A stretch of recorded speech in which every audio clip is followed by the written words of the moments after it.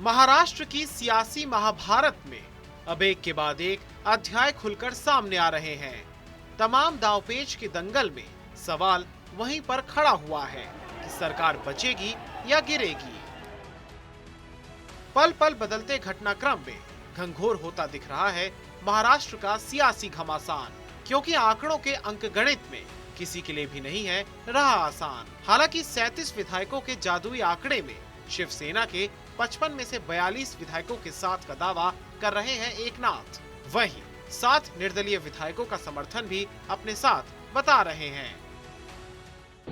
जी, महाविकास आघाडीतून शिवसेनेने बाहेर पडलं पाहिजे आणि एक वेगळा विचार केला पाहिजे।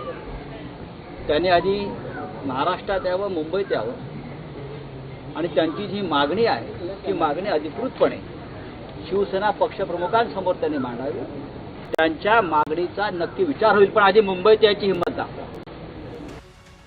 इधर एनसीपी और कांग्रेस के खेमे में भी सरकार बचाए जाने के तमाम तरीके सोचे जा रहे हैं। शरद पवार ने जहां उद्धव ठाकरे के साथ डटकर खड़े रहने की बात कही है, तो वहीं कांग्रेस कह रही है कि कल भी साथ थे और आज भी साथ हैं। उद्धव के साथ भी हैं 25 से 30 विधायक।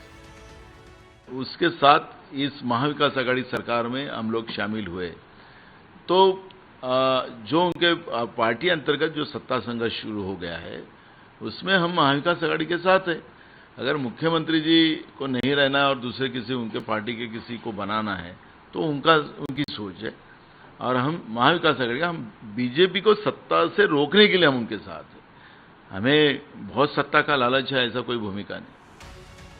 एकनाथ शिंदे की बगावत के बाद सरकार पर आई आफत को टालने के लिए महाविकास आघाड़ी खेमे से हर मुमकिन कोशिश की जा रही है। शरद पवार ने तो शिंदे को सीएम बनाने का प्लान भी रखा था, लेकिन एकनाथ शिंदे ने साफ कह दिया है कि बात अब आगे बढ़ चुकी है। वहीं सीएम आवास से सामान निकालने और उद्धव के इमोशनल कार्ड पर शिंदे ने कटाक्ष करते हुए एक खुली चिट्ठी लिखी है, जिसमें उन्होंने वर्षा के दरवाजे आम लोगों के लिए खुलने पर खुशी जताई है। इस चिट्ठी में अपना दर्द जताते हुए शिंदे ने कहा कि मिलना तो दूर की बात, हमें तो दुर्लभ हो जाते थे सीएम के दर्शन। बहरहाल महाराष्ट्र से निकलकर गुजरात होते हुए गुवाहाटी पहुंचा ये गदर अब देश की सबसे बड़ी अदालत में भी दस्तक दे चुका है। कांग्रेस नेता ने बागी विधायकों के 5 साल तक चुनाव लड़ने पर रोक लगाने की मांग की है।